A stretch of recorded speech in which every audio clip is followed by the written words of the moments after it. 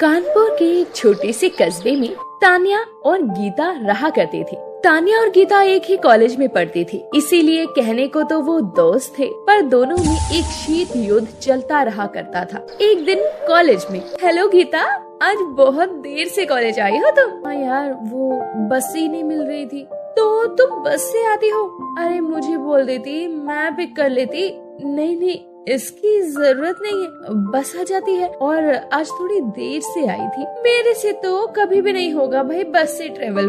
तुम तो पता नहीं कैसे बस से आ जाते हो। हालात सब सिखा देते हैं तान्या एक अमीर घर की घमंडी लड़की थी और गीता का परिवार बहुत गरीब था। गीता पढ़ने में अच्छी थी, इसीलिए वो इतने अच्छे कॉलेज में स्कॉलरशिप से पढ़ाई कर रही थी। और तान्या अमीर होने की वजह से गीता को अपने सामने चिढ़ाया करती थी। ये देख गीता, मेरे पापा ने ना मुझे ये ब्रेसलेट लाकर दिया है, ये ना डायमंड का है। अच्छा, ये तो बहुत अच्छा लग रहा है, क्या मैं इसे पहनकर देख सकती हूँ? गीता इतना बोल ही पाती है कि इससे पहले ही तान्या उसके मुंह पर एक थप्पड़ मार देती है और बोलती है, तुमने ये सोचा भी कैसे कि मैं ये ब्रेसलेट तुम्हें पहनने को दूंगी? माना कि तुम मेरी सहेली हो, पर तुम्हारी इतनी औकात नहीं है कि तुम मेरा डायमंड का ब्रेसलेट पहनो। ये सुनकर गीता फूट फूट कर रोने लगती है। ये देखकर वहाँ पर स्टूडेंट इकट्ठा हो जाते हैं। क्या हुआ गीता, तुम रो क्यों रही हो? तान्या से फिर लड़ाई हो गई तुम्हारी? नहीं, ऐसा कुछ भी नहीं है। जाओ तुम अपनी क्लास में जाओ। उस दिन से तान्या और गीता दोनों आपस में बात नहीं करते। ऐसे ही कुछ दिन बीत जाते हैं और दोनों सहेलियां एक दूसरे से गुस्सा रहती हैं। गीता एक दिन अपने कमरे में बैठी होती है, तभी गीता की माँ रेखा उससे पूछती है, गीता तुम्हें क्या हुआ? कुछ नहीं माँ, कुछ तो हुआ है। मैं कुछ दिनों से देख रही हूँ तुम चुप चुप सी रहने लगी हो। नहीं माँ, ऐसा कुछ भी नहीं है। बता दे बेटा, मुझे पता है कुछ तो हुआ है, वरना मेरी प्यारी सी बेटी यूं मायूस नहीं रहती। ये सुनकर गीता की आंखों में आंसू आ जाते हैं। रोते रोते कॉलेज में जो भी हुआ वो सब बता देती है। बेटा, ऐसे मायूस नहीं होते, सहेलियों में तो लड़ाइयाँ होती रहती है। माँ, तान्या ने कभी भी मेरे साथ ऐसा नहीं किया जैसा उसने इस बार किया है। कोई बात नहीं बेटा, जब उसे एहसास होगा तो वो माफी भी मांग लेगी। नहीं माँ, इस बार वो माफी नहीं मांगेगी। रेखा गीता को समझाने की कोशिश करती है, पर गीता जानती थी कि तान्या अब बदल रही है। दूसरे दिन सुबह में गीता कॉलेज जाती है तो कॉलेज में हर तरफ फैंसी ड्रेस कंपटीशन की बातें चल रही थी। गीता अपनी क्लास में जाकर स्टूडेंट से पूछने लगती है, ये कैसा कंपटीशन है? तुम रहने दो, तुम्हारे बस की बात नहीं है ये। क्यों? मैं क्यों रहने दूं? मैं क्यों पार्टिसिपेट नहीं कर सकती इस कंपटीशन में? इसमें फैंसी ड्रेस पहनकर आना होगा जो तुम्हारे पास तो होगी नहीं। गीता नजरें नीचे करके अपनी सीट पर जाकर बैठ जाती है। गीता पूरे दिन इस फैंसी ड्रेस कंपटीशन के बारे में सोचती रहती है। फिर वो घर जाकर अपनी माँ को ये बात बताती है। बेटा, तुम तो जानती हो हमारे हालात। जब से तुम्हारे पापा का देहांत हुआ है तब से हम कितने कर्जे में हैं। मैं जो भी कमा कर लाती हूँ उसका आधा हिस्सा तो ब्याज में चला जाता है और जो बचता है उसी से घर चलाना पड़ता है। माँ, मेरा बहुत मन था उस फैंसी ड्रेस कंपटीशन में पार्ट लेने का। बेटा, तो तुम अपना पुराना ड्रेस पहन जाओ जो मैंने तुम्हें पिछले साल दिवाली पर लाकर दिया था। माँ, वो ड्रेस सभी ने देखी है। बेटा, तुम अगले साल इस कंपटीशन में पार्टिसिपेट कर लेना, इस बार रहने दो। मैं अगली साल तक तुम्हारी ड्रेस के लिए पैसे बचा लूंगी। ठीक है माँ।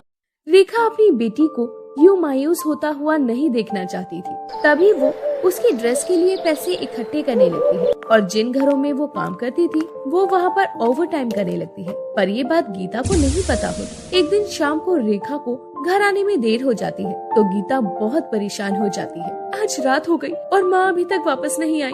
पता नहीं कहाँ चले गई, क्या करूँ, कुछ समझ नहीं आ रहा। गीता सोचती रहती है कि तभी उसे सामने से आई हुई रेखा दिख जाती है। माँ, आप आ गई। आज इतनी देर कैसे हो गई आपको? अरे बेटा, वो मालिक के यहाँ ना थोड़ा काम ज्यादा होने लगा है तो आने में थोड़ी देर हो जाया करेगी अब। पर माँ, पहले तो कभी आप देर से नहीं आई। हाँ, पहले तुम छोटी थी और तुम्हारी जिम्मेदारी मुझ पर थी और तुम्हें मैं अकेला ज्यादा देर छोड़ नहीं सकती थी। पर अब तुम बड़ी हो गई हो और तुम अपना ख्याल खुद रख सकती हो। वो तो ठीक है माँ, पर आप इतनी देर से आएंगे? क्या हुआ बेटा, काम ज्यादा करूँगी तभी तो पैसे ज्यादा मिलेंगे और हम जल्दी से उस कर्ज से निकल पाएंगे। फिर तुम्हारी शादी के लिए भी तो पैसा जमा करना है ना। आप शादी की टेंशन मत लिया करो माँ, मैं शादी नहीं करूँगी। शादी तो सब लड़कियों को करनी पड़ती है बेटा। ऐसे आप इतनी देर से कब तक आएंगे? कल से मैं भी आपके साथ चलती हूँ। वैसे भी मेरे कॉलेज की छुट्टियाँ पड़ गई है तो आपके काम में हाथ बटा दूंगी। तू वहाँ जाकर क्या करेगी? जो आप करती है माँ, मैं भी आपकी मदद करूँगी। दूसरा दिन होता है और गीता रेखा के साथ फैक्ट्री जाती है, जहाँ रेखा सभी वर्कर्स को चाय पिलाने का काम करती थी। गीता तुम यहीं खड़े रहो, मैं अभी आती हूँ। रेखा गीता को वहीं खड़ा कर चली जाती है। गीता फैक्ट्री घूमने लगती है, तभी उसकी नजर तान्या पर पड़ती है। गीता तुम यहाँ? तान्या भी गीता को अपनी फैक्ट्री में देखकर चौंक जाती है। मैं अपनी माँ के साथ आई हूँ, मेरी माँ इस फैक्ट्री में काम करती है। वैसे तुम यहाँ क्या कर रही हो? ये मेरे पापा की फैक्ट्री है और मैं तो अक्सर यहाँ आती हूँ। वैसे तुम्हारी माँ किस पोस्ट पर है? क्या नाम है उनका? मेरी माँ का नाम रेखा है, वो इस फैक्ट्री में चाय पिलाने का काम करती है। ये सुनकर तान्या जोर जोर से हंसने लगती है और बोलती है, तुम रेखा आंटी की बेटी हो? हाँ, मैं रेखा की बेटी हूँ। उन दोनों को बात करते देख रेखा भागती हुई आती है। उसे लगता है कि तान्या और गीता पहली बार मिले हैं। ये मेरी बेटी है तान्या मैडम। अच्छा ठीक है, रेखा आंटी मेरे लिए चाय लेकर आओ। तान्या गीता को बहुत चिढ़ाती है और बात बात पर ताली मारती है। अच्छा तो तुम चाय वाली आंटी की बेटी हो? अगर तुम्हारी माँ ये है तो तुम हमारे साथ उस कॉलेज में कैसे जाती हो?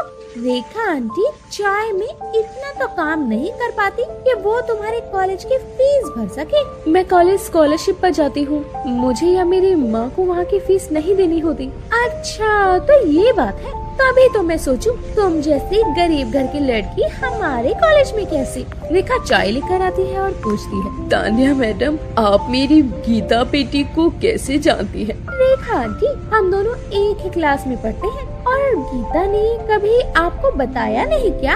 अच्छा तो तुम गीता की सहेली तान्या हो? हाँ माँ, ये वही तान्या है। मुझे नहीं पता था कि ये फैक्ट्री इसकी है, वरना मैं कभी भी आपको इस फैक्ट्री में काम नहीं करने देती। गीता इतना गुस्सा सही नहीं है।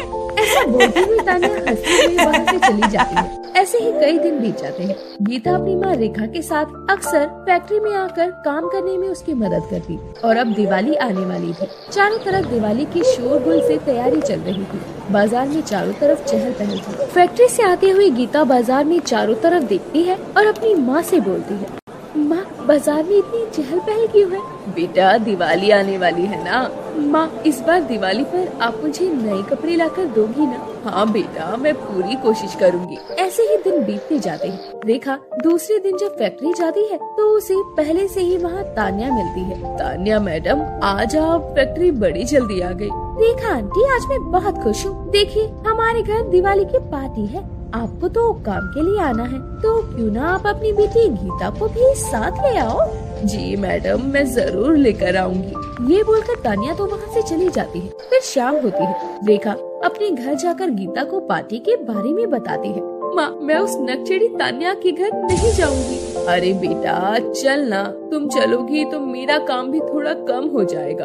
आपको लगता है तान्या ने मुझे वहाँ पार्टी में इनवाइट किया है? माँ वो वहाँ पर मेरी बेइज्जती करेगी, मुझे पार्टी में एंटरटेनमेंट के लिए बुलाया है। नहीं बेटा तान्या मैडम ऐसी नहीं है। वैसे भी तुम्हारी तो सहेली है ना, एक सहेली दूसरी सहेली का मजाक नहीं बनाएगी। माँ आप उस तान्या को जानती नहीं हो, वो एक मौका नहीं छोड़ती मेरा मजाक बनाने का। काश मेरे भी पापा जिंदा होते तो हम भी दिवाली की पार्टी अपने घर कर पाते। ऐसा बोलकर गीता की आंखों में आंसू आ जाते हैं और ये देखकर रेखा को बहुत बुरा लगता है। बेटा तुम परेशान मत हो, भगवान सब ठीक करेगा। बहुत समझाने के बाद रेखा गीता को उस पार्टी में अपने साथ जाने के लिए राजी करती है। दिवाली वाले दिन रेखा और गीता जा ही रहे होते हैं, तभी रोड पर दो गाड़ियां आपस में टकरा जाती हैं, जिसमें से एक गाड़ी का ड्राइवर भाग जाता है और दूसरा ड्राइवर जख्मी होने के कारण बेहोश हो जाता है, जिसे गीता और रेखा दोनों देख लेते हैं। माँ आप घर चलो, मैं देख कर आती हूँ कि क्या हुआ। नहीं बेटा, मैं भी तेरे साथ चलूंगी, वहाँ बहुत भीड़ है। गीता और रेखा दोनों जैसे ही गाड़ी के पास पहुँचते हैं तो देखते हैं कि गाड़ी में तो तान्या के पिता पवन बैठे थे और अब वो पूरी तरह से जख्मी थे। अरे कोई तो मदद करो हमारी।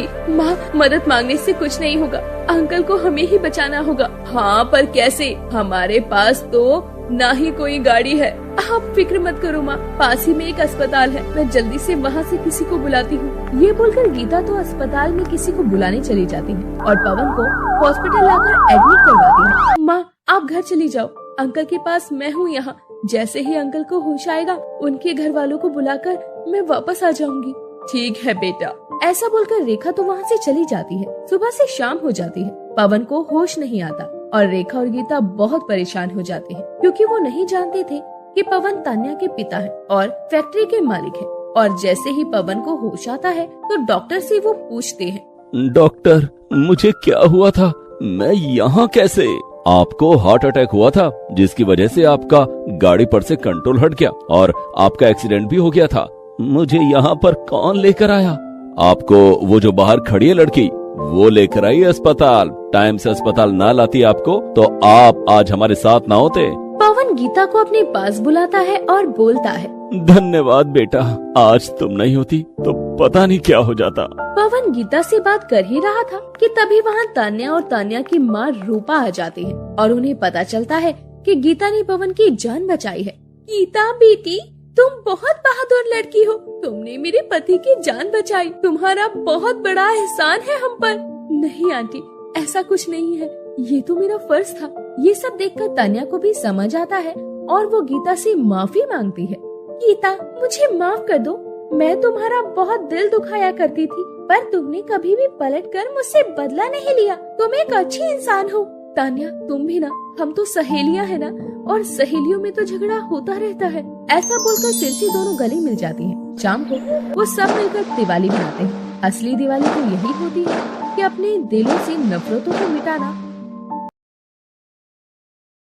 ये एक छोटे से शहर की बात है जहाँ अजय नाम का लड़का अपनी माँ सावित्री के साथ रहा करता था और वो कॉलेज पढ़ने जाया करता था। माँ कॉलेज जा रहा हूँ। अजय बेटा नाश्ता तो करके जा, रात भी खाना नहीं खाया था तुमने। माँ मुझे देर हो रही है, जाने दो, मैं कॉलेज में कुछ खा लूंगा। नहीं, आज तुम नाश्ता करके ही जाओगे, तुम रोज ऐसे ही चले जाते हो। अच्छा ठीक है, जल्दी से मुझे दे दो नाश्ता। अजय नाश्ता करके कॉलेज के लिए निकल जाता है। जाते हुए उसे रास्ते में रूपा मिलती है। रूपा और अजय एक ही कॉलेज में साथ पढ़ते हैं। रूपा वो लड़की थी जिसे अजय पसंद करता था और अजय को लगता है कि रूपा एक अमीर घर की लड़की है, हालांकि रूपा एक गरीब घर की लड़की होती है। हेलो रूपा, कैसी हो? हेलो अजय, मैं ठीक हूँ, तुम बता तुम कैसे हो? मैं भी ठीक हूँ। चलो आज, वरना फिर से क्लास मिस हो जाएगी। हाँ, तुम रोजाना क्लास मिस कर देते हो, सर भी बोल रहे थे अजय भी क्लास नहीं लेता। तुम तो जानती हो ना रूपा, मैं बस से आता जाता हूँ, इसी वजह से मुझे देर हो जाती है और मेरी क्लास रोजाना निकल जाती है। तुमने तो कहा था कि तुम बस से जाते हो, पर 2-3 दिन से तुम मेरे साथ ही जा रहे हो, ऐसा क्यों? मैं तो अकेले ही जाता हूँ, तुम मिल जाती हो तो इसमें मैं क्या कर सकता हूँ? वो दोनों ऐसे ही बातें करते हुए कॉलेज जाते हैं और ऐसे ही समय बीतता है। वो दोनों और अच्छे दोस्त बन जाते हैं। आज कॉलेज का आखिरी दिन था और आज अजय रूपा को शादी के लिए कहने वाला होता है। हेलो अजय, कैसे हो? हाय रूपा, मुझे तुमसे कुछ कहना है। हाँ बोलो, क्या बात है? क्या तुम मुझसे शादी करोगी? ये क्या कह रहे हो अजय? ये मेरी बात का जवाब नहीं है। रूपा थोड़ा सोचकर हाँ बोल देती है, पर उसके मन में एक डर भी था क्योंकि वो जानती थी कि अजय नहीं जानता है कि वो गरीब घर से है। हाँ, मैं तुमसे शादी के लिए तैयार हूँ। उसके बाद अजय अपनी माँ को रूपा के घर भेजता है और रूपा का घर देखकर अजय की माँ सावित्री थोड़ा छटपटाती है कि इतने छोटे घर की लड़की अजय ने पसंद की है। और जब अजय की माँ रूपा को मिलती है तो उन्हें रूपा पसंद आती है और वो उन दोनों की शादी करवा देती है। आओ बहू, तुम्हारा घर में स्वागत है। रूपा आ जाओ, ये मेरा घर है, अब ये तुम्हारा भी है। जी। रूपा बहुत खुश होती है और उसे अजय का घर भी पसंद आता है। अजय को बहुत गुस्सा आ रहा होता है। माँ, ये तो हमारे साथ धोखा हुआ है। कैसा धोखा बेटा? मैं तो इस रूपा को समझता था ये बहुत अमीर घर की लड़की है, ये इतनी गरीब होगी मुझे नहीं पता था। मैं समझी नहीं बेटा। मुझे लगा था ये अपने साथ बहुत पैसा लाएगी, बहुत सारा सामान लाएगी, पर ये तो एक गरीब निकली। अजय और सावित्री बातें कर रहे होते हैं और रूपा उनकी बातें सुन लेती। ये सुनकर उसे बहुत बुरा लगता है, उसकी आंखों में आंसू आ जाते। तुमने मुझे धोखा दिया है। मैंने आपको कोई धोखा नहीं दिया। अच्छा, धोखा नहीं दिया तो क्या किया? तुमने तो कभी नहीं बताया कि तुम तो गरीब परिवार से हो। मैंने आपसे कभी झूठ नहीं बोला कि मैं अमीर परिवार से हूँ। झूठ नहीं बोला तो बताया भी तो नहीं ना मुझे। क्या बताती मैं, तुमने कभी पूछा ही नहीं। मैंने सोचा था तुम अपने घर से कार लेकर आओगी और महंगे महंगे तोहफे भी लेकर आओगी। अजय, आपको हो क्या गया है? पहले तो आप ऐसे कभी नहीं थे। मुझे क्या होगा, मैं तो ठीक हूँ, पहले जैसा ही हूँ। बदल तो तुम गई हो। इतने लालची तो पहले नहीं थे आप। ये बोलकर रूपा रोने लगती है। रूपा अजय का ये बदला हुआ बर्ताव देखकर बहुत परेशान हो जाती है। उससे पहले अजय ने कभी लालच नहीं किया होता। रूपा बेटा, तुम परेशान मत हो, अजय लालची नहीं है, वो तो बस ऐसे ही बोल रहा है, तुम तो उसे जानती हो ना। जानती हूँ माँ कि अजय का ये रूप मैंने इससे पहले कभी नहीं देखा। इतना लालची कोई कैसे हो सकता है। ऐसे ही समय बीतता है और अजय बात बात पर रूपा को ताने देता है। कभी उसे सामान ला लाने के तो कभी गरीबी के। और एक दिन अजय रूपा से अपने घर से पैसे लाने को कहता है। रूपा, रूपा। जी अभी आई।